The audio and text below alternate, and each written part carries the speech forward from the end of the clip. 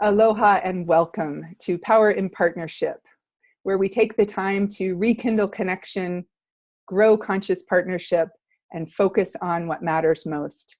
Thank you for joining me today. My name is Amy Elizabeth Gordon, and I am your host. I'm joining this particular intentional interview from my home office here in Hawaii, and I'm delighted to introduce Dr. Anna Randall, and she joins us from her San Francisco Bay office. Is that correct, Anna? Actually, I'm in my San Francisco Bay home today. Ah, right. Okay, you're in your home with the beautiful paintings in the frame there that just provide such a lovely landscape background. And Dr. Anna Randall is a sex therapist, psychotherapist, and a sex health researcher. And I'm wondering if there's anything else you want to add to that in terms of a bio or an introduction for yourself. I guess I think of myself, so often sex therapists think of themselves as shame therapists. It's such a big piece of what we do. And, really delving into the things that get in our way from being truly who we want to be in intimate connections with other people. And shame plays such an enormous role, whether it's the shame we brought from childhood or the shame we bring to our relationships. And so much of what I do is regarding that. And also, a lot of my research is about kind of exploring the edges of sexuality, individuals who take real risks and go out into the edges of exploring who they are sexually. And yet so many of the patients and the clients that I see are everywhere along the spectrum of people who come in just exploring relationships or just exploring sensuality or pleasure, or individuals who are older and discovering that it's all a part of their lives they can still have that, right? Mm-hmm. And individuals who they themselves are exploring who they love and why they love who they love, right? So it's I guess a lot of that explains much of what I'm passionate about and much of what I do. Wonderful, wonderful. Thank you for giving us more of the background of some of the topics and the populations that you serve. It certainly is an intriguing work field that I get to say all the time that I get to talk about my favorite subject all day long. That's great. I love that. Much to the chagrin of some of my patients, of course. But right. Wonderful. Well, welcome, Anna. I'm delighted that you're carving out the time to join us today as we dive deeper into all of these amazing topics around partnership. And the topic you're bringing to us today is to look at the surrender within partnership, intimacy, and the role of safety, connection, and authenticity. And I look forward to getting there with you in our intentional interview. And I would love to have us start with the way I've been starting these other interviews, is to just take a few breaths to bring us back to the moment. And I appreciate the reminder you gave me about that immediate ability we have to tap into our parasympathetic nervous system. So just before I hit the record button, I was doing my little tapping to calm down because I still get very nervous and excited about pressing the record button. And Anna reminded me of that importance of 5 inhales and 8 exhales, or excuse me, the count of 5 on the inhale and the count of 8 on the exhale, just to really take that time to slow down. So we'll do that with our breaths here as we think about inhaling all that has already happened, exhaling, inhaling all that we're going to do for the rest of the day, exhaling, and then breathing in the sweetness of this moment. And we'll do that with the count. So join me if you're willing and able, lowering the gaze or closing the eyes, noticing the ever-present presence of gravity holding us here now. Inhaling.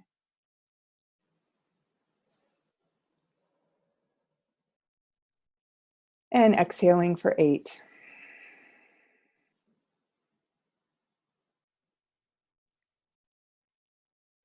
Inhaling for 5.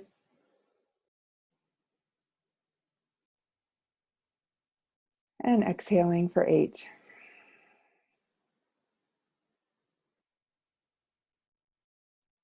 Inhaling for 5, the sweetness of this moment right here, right now. And exhaling Gently allowing that exhale to be a little longer than the inhale, really emptying ourselves of what is no longer needed in this moment. Thank you. And we can bring our hands together and begin our interview with a bow to honor the wisdom within and the space between. Thank you. So Anna, I'd love to offer up a few sentence stems just to start us out here. And the first being, as I'm sitting here, I'm experiencing. Just how excited I am to be here with you, right? Yeah. And with all of the rest of you who are watching the show. Right. You know, the show. Yeah. But anyway. Yeah. This experience, right? We're all sharing this experience. Right. And how much this allows me to reach out into the world in bigger and better places. You know, so often what I experience is in my own world of my clients and in my world of my research. And I love seeing who else is out there in this exploration process of what it is to truly be connected and truly be in partnership. So that's what I'm experiencing. Yeah. Wonderful. I really hear that gratitude and that excitement for being here now and having this amazing technology to be able to connect across the miles and then get the word out there and see who else is involved in this. It is a show, the PIP show, the PIP series, Powering Partnership. Yeah. Yeah. So the first annual PIP show. So, right. Yeah.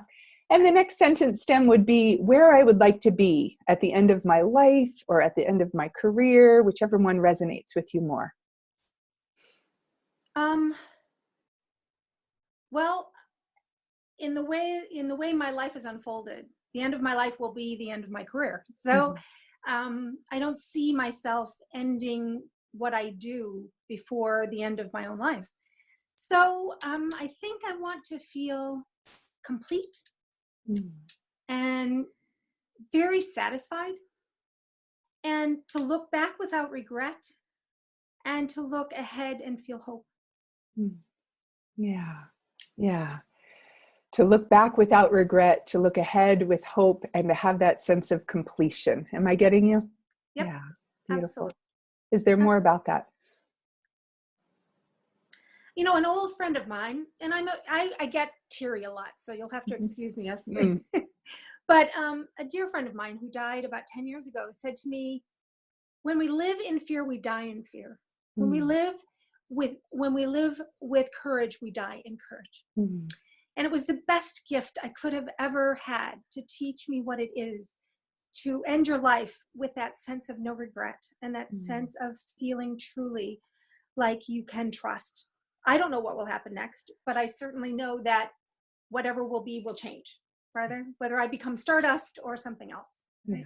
Yeah. So I really hear that, and I feel it. You know, in my own system here. We call it chicken skin here in Hawaii. You know, the tingles I get is I see your tears. I feel the emotion behind that, and just the true sentiment of living with no regret, living with a sense of courage, and so much of our future is determined in how we live in the present moment. And as you said, your dear friend, if we live with fear, we die with fear. And I really hear that kind of was a wake up for you, or a calling of, yeah, let's do this with the intention of courage. Yeah. Absolutely. And one thing I'm doing to help get me to that place of completion with no regrets, a sense of hope. I think a big one for me personally is remembering to pair vision with focus. Right. It is, I am one of those people who is endlessly curious and endlessly interested, and can be endlessly unfocused at times.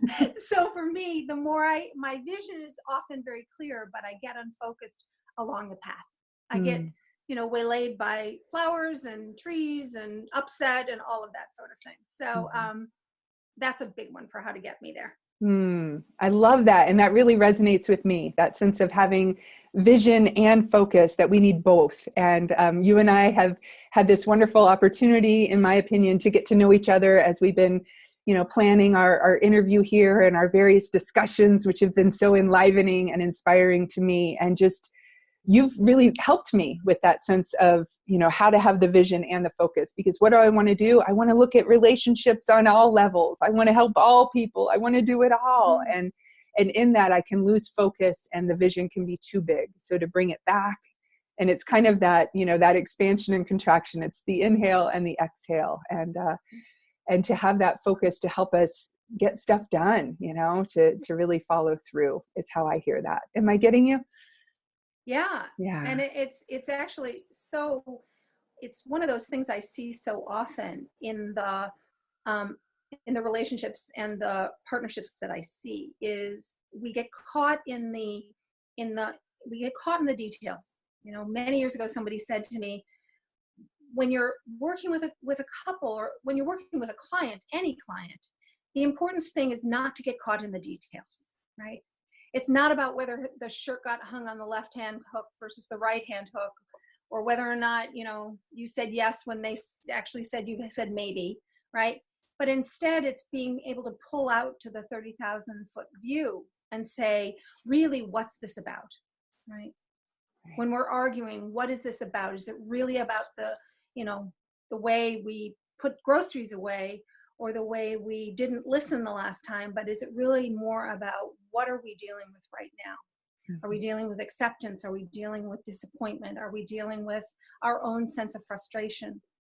And when we can remember to kind of pull out and look, that's when we get clarity, not in the details of the arguments of day-to-day life. Right. I love that. And I think that's important to highlight for our audience today, to really get that sense of, it's not about the minute particulars, the details of because then it's too easy, in my opinion, for people to fall into that shame, blame, criticism, to fall into that storyline. And so much of our life is about the story we tell ourselves. And if we can I loved what you said, the 30,000-foot view, like, woo, let's get a wider perspective here of what's really going on. And so that's a real invitation for all of us to look at how to let go of the details and really tap into, ooh, ouch, this hurts. Because the story I tell myself is, when you don't hang your shirt on the left hook and you leave them hang, that you're disrespecting me, or I'm invisible or unheard because I've asked you 20 times to not do that, or, that, to give an example. So thank you for that. And the next sentence stem would be, what matters most in the relational field? How would you respond to that? I was thinking about this. I wrote myself a couple notes, like when we were talking earlier about kind of what matters with couples. And I think so much that's important is seeing themselves as a team, right? The idea that, if you are going out on a field to play sports and somebody walks in the field and they're playing football and the other person's playing soccer, we got a problem. Right. The ball's different, the goalposts are different, all kinds of, the shoes are different, whatever, right? And couples often forget, what team are we on and what game are we playing, right? And so that's one thing that matters so tremendously with couples. What is the game you're playing, right? What is your team doing? Where are you going, right? And how will you know you got there? And the other thing that I think matters so much is the ability to have self-awareness and to own your 50%, your 100% of the 50%, in the case of a dyad, right? And I see couples and thruples and morples and whatever.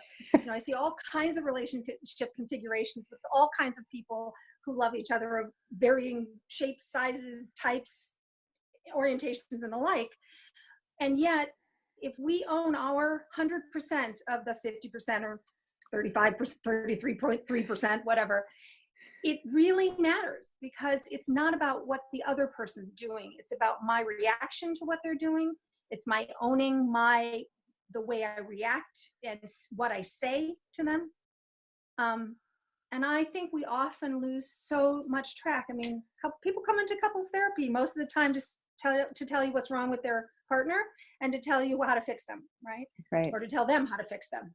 Right. So rarely do they walk in and say, I'm here to work on the things that I do that contribute to the problems that we have. Right. Right. But Yeah. it's the same, it's very much the same for sex as well, right? Mm-hmm. Say Because more until about we that. know, well, until we know what we want, what we experience as pleasure, what we experience as excitement or arousal, how in heaven's sake is anyone else supposed to know what, they're supposed to like learn for us, right? Right. Right. So it is so critical for us to actually explore and know who we are and not wait for the other person to pull it out of us, right? So often people fall into the trap of either it's all about bringing the other person pleasure, and they get focused on making sure the other person's satisfied or happy or having orgasms or making the sounds they want them to make, instead of finding out what it takes for each person to actually bring forth what they need and ask for what they need, right? Mm-hmm. One of the expressions that I use and many people in the field use is like, you're responsible for your orgasm, nobody else is. Mm-hmm. Right. Right. And we end up seeing it so much as either competition or an achievement that says something about our abilities or our prowess or our connection with them or our desirability. And it's really important to focus in on, more importantly, what am I bringing to the table? How am I showing up, right? Mm-hmm. And am I being vulnerable and open and knowing myself? Mm-hmm. Because that's delicious. That's what invites people in, right? And yet so often people don't know how to find that, right? Right. Right. I really appreciate how you seamlessly wove in the concept of being on the same team, being on this, playing the same game, and then having that sense of really knowing oneself, not just in the relational space of the day-to-day interactions, the more mundane things, but also in the bedroom, in the sexual world, or outside the bedroom, or wherever it's taking place. Just, I'm very much, I can picture that image of being on the same team, and when you said, is it soccer or is it football? They're two different balls. Are we playing the same game here? And there are many times where I get caught personally in that moment of struggle. And I will myself turn to my partner, hold his hands, and have us both face in the same direction. Like, we're in this together. I'm on your team. And sometimes the language doesn't get translated in the sexual arena. We may have two different agendas, on any given night or morning or middle of the night or whenever it might be that we find ourselves in an intimate interaction in a physical way, and how to have that conversation. So I would love to hear a little more about that, especially in terms of your title for our interview today, Surrender Within Partnership. So could you say a little more about that, Anna? I was thinking about, I was spending some time in the shower today. Of course, it's a good place to think, right? Yeah. But I was thinking about, we're, throughout history, we go through times of change and upheaval, right? We look at who we are, and then there's a new technology that happens, or something that happens within the world around us. And, often people talk these days about what's happening as far as gender roles or sexual, identities and the like. We get so caught up in labels. We get so caught up in them. And labels can be very helpful, but they also kind of shortchange the ability to really deeply understand. One of the questions I ask people when they come in to see me, when they say, well, we haven't had sex in a month. And I go, what sex? Right? And that is just such a simple one, right? Somebody says, well, we had sex. What do you mean? Are you talking about oral sex? Are you talking about cuddling and kissing? Are you talking about, vaginal and, penis and vagina? Are we talking about penis and some, other part, right? It's all about, we're talking about fingers and toes and the like, but we don't get curious enough. We hear something and then we stop, right? Mm-hmm. Somebody says, I don't like that. And we don't say, what's that? Mm-hmm. Mm-hmm. Right? Mm-hmm. Or we say, I don't like that, but we don't say what we do like. We just tell them what we don't like, right? Right. Or we say something, and in a response, someone says something to us, and in a response, we get hurt and we shut down, right? We don't stay open. We don't stay connected. And when I was thinking of the title of this and talking about it, when I talk about surrender, I'm also talking about surrender to self, right? Surrendering to our own fears, right? Not allowing ourselves, to not trust or care about ourselves to believe that if we feel something, it's real, right? And not also remembering that especially if this is someone we care about, someone we love, or someone that we are beginning to, fall in love with or partner with, it's so important to remember that when we can step out of our own way, right, and we notice that we're gonna, fall into the trap of feeling a certain way in response to something that's been said or something that's been done, we need to surrender to ourselves in forgiveness, right? Or just to ourselves in trust, right? That this person inherently doesn't want to hurt us, right? Yeah. That this person really wants the best for us, right? And so the part of that surrender is surrendering to yourself, surrendering to your own desires, surrendering to your own, to what's real for you, right? Right. And believing, and on the other side, right, is if we're at the receiving end of something like that, it's surrendering to that their reality is their reality, their truth is their truth. If they say to us, that's uncomfortable, we don't say back to them, well, why is that uncomfortable? It's not uncomfortable, I'm not doing anything, right? I recently had some clients, and in an early interview with them, he said, oh, everything tickles with her, right? And she said, but it does. And he says, well, I'm not tickling you. Right? Right. And she said, but that's what I feel. And they both got caught into this sense of, she was angry at him for tickling her, and she was upset, or he was upset, because to him it didn't seem like what he was doing was tickling, so why was she getting all upset? Right. So each of them needed to kind of come to a place of recognizing it, that each person's reality was each person's reality there, right? And now it's about, so get curious. So what kind of touch feels like that? What, is it this kind of touch? Is it that kind of touch, right?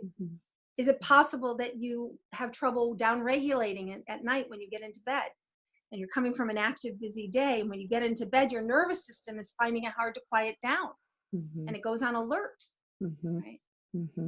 So maybe the touch just needs to be different, right?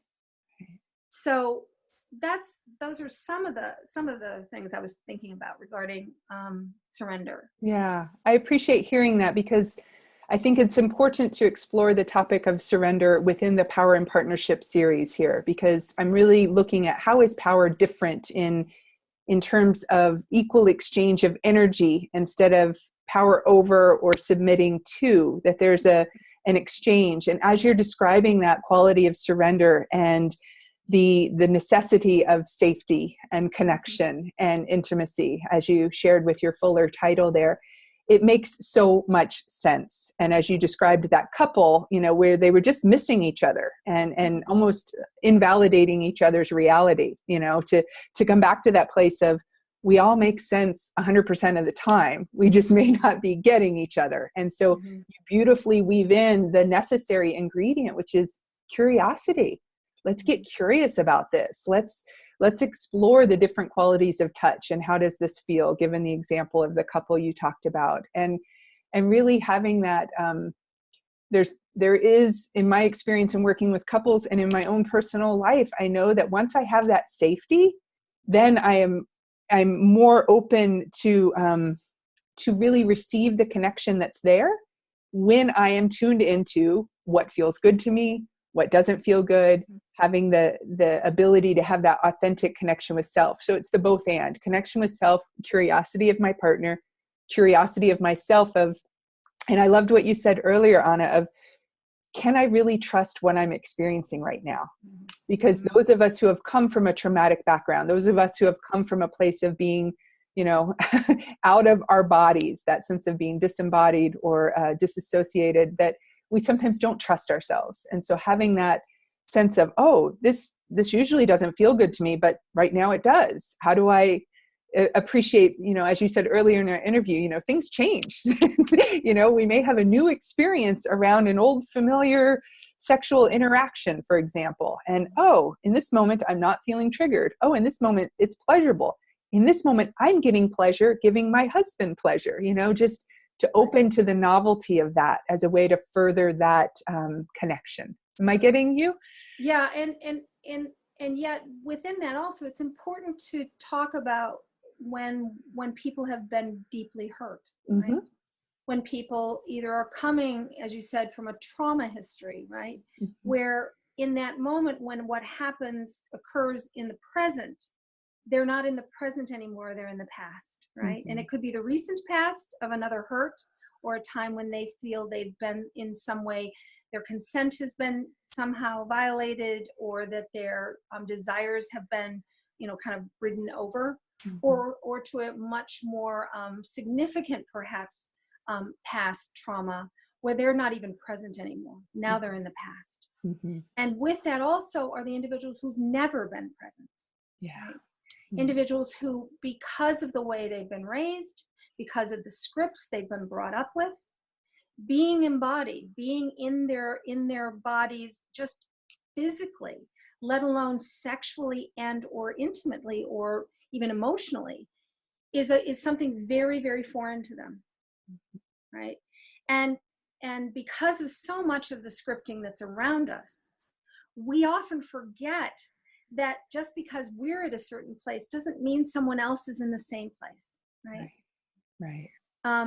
There's been some really wonderful writing recently about kind of trying to understand, particularly when we're looking at kind of typical, these kind of classic scripts of male and female, masculine and feminine, particularly male female, right? Like, what the heck is that, right? But on women, what I hear women often, particularly heterosexual women, do is judge men for the way they see intimacy, right? That they will say, well, you can't talk about your feelings, right? You don't have feelings.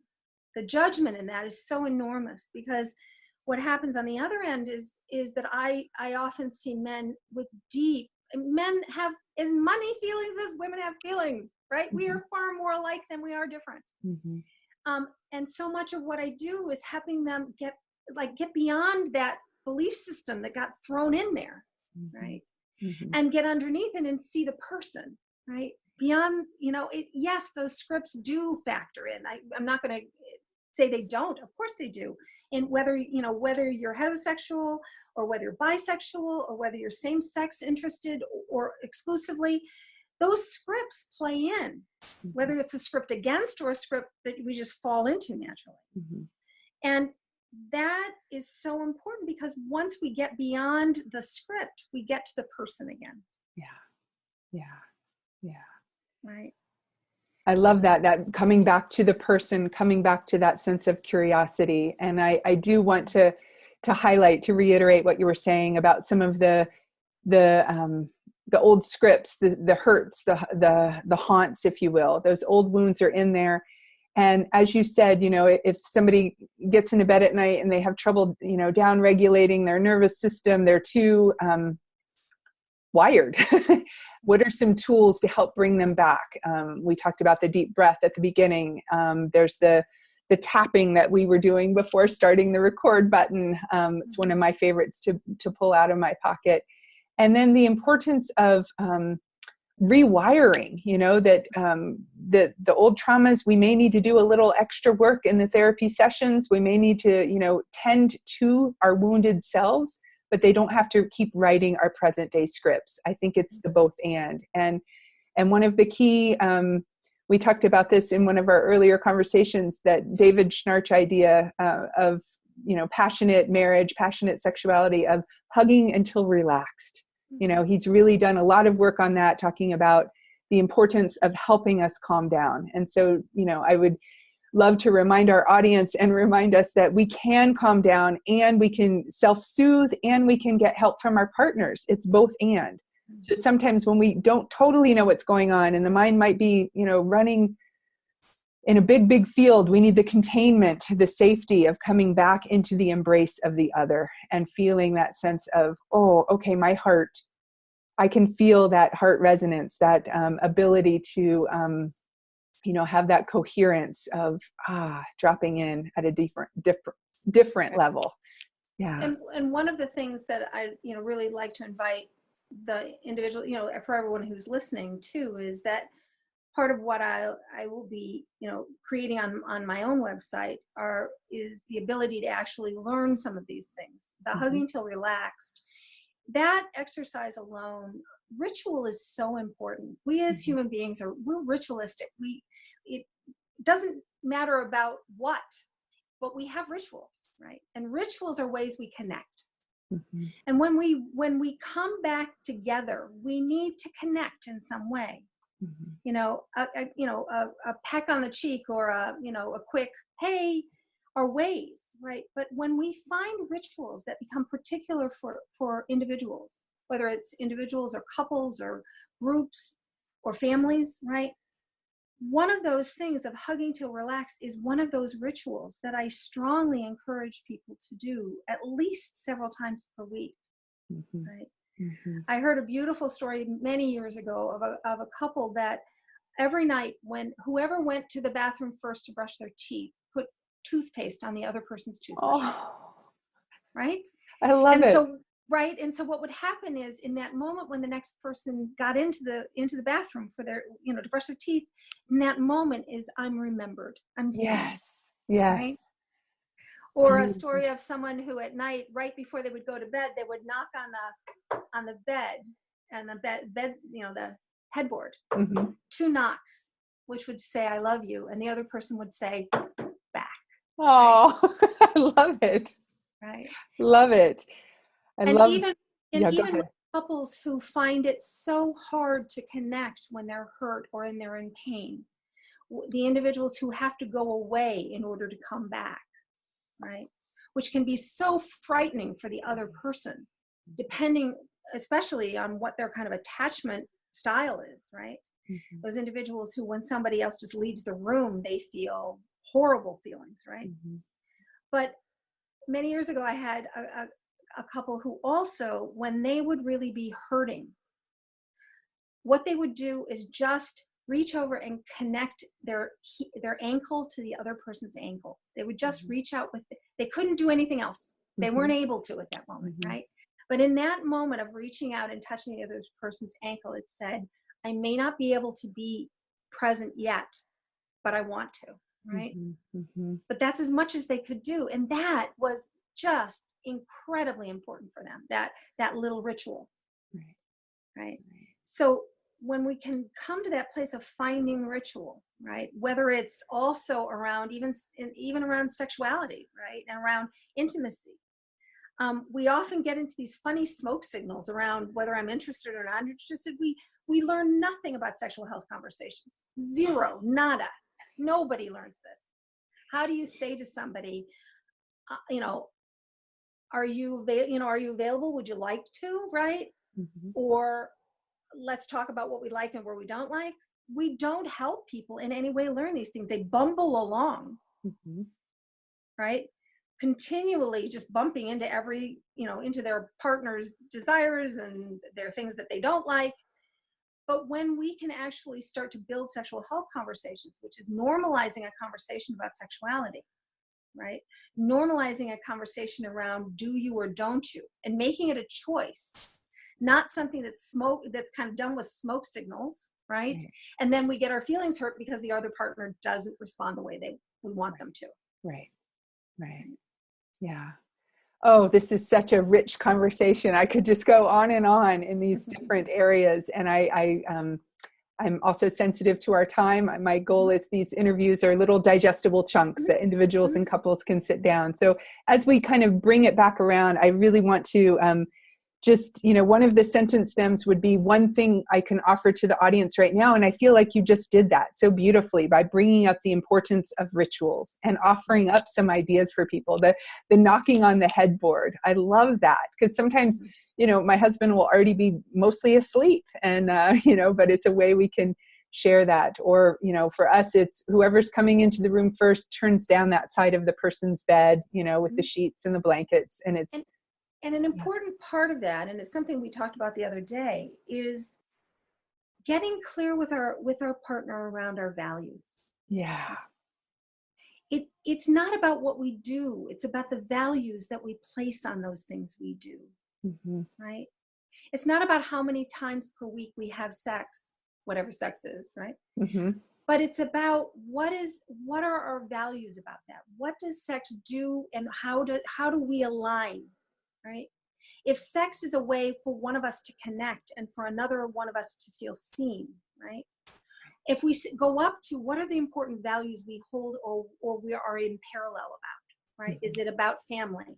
Is it about being honest, being able to feel we can be honest, or feeling non-judgmental, right?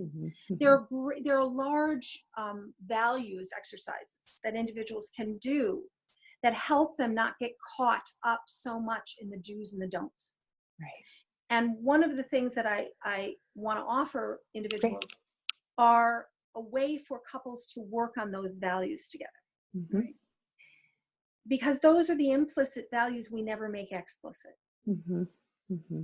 And in making those values explicit, what we do is allow ourselves a way to get back to them. And then we're not in the wrong. We're just aligned or unaligned. Right?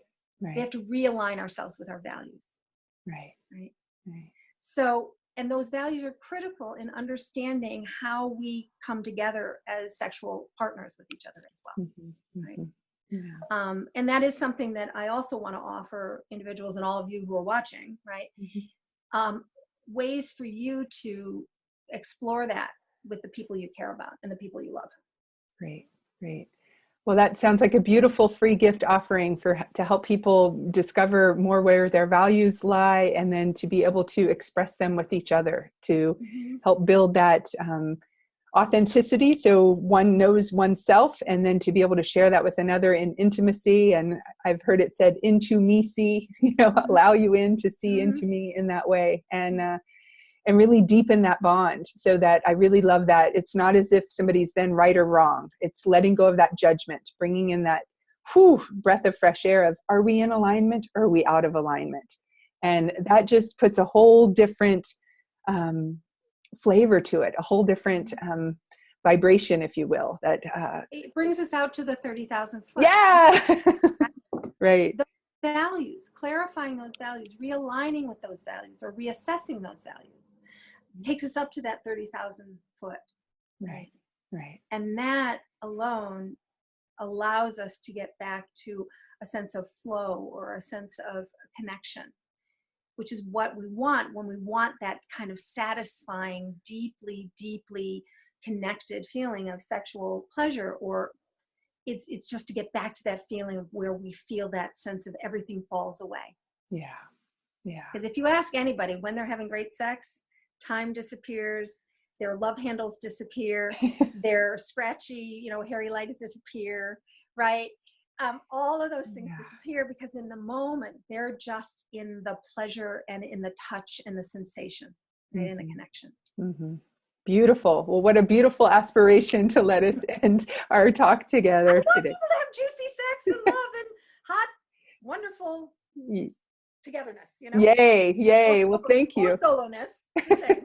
Right? Exactly. Thank you for sharing with us some tools of how we can get to that place of juicy sexiness, juicy sexual connections, that sense of authenticity, and being willing to consider the idea of surrender, being willing to consider what does that mean to really be in alignment or out of alignment. And it's all just so juicy and so intriguing. So thank you for your words of wisdom today. And the free gifts will be linked below in our email that will be going out to our PIP audience. And I would love to just end our talk with a bow, where we just honor the deep appreciation that I certainly have for you and what you've brought today. And I have a deep appreciation for everyone who's watching, right? Yes. You took time out of your lives to come and hear from all these amazing people on how to bring partnership into a more powerful and satisfying place in your life. So Yes. thank everybody, and very much thank you. Thank you. Elizabeth. Okay, wonderful.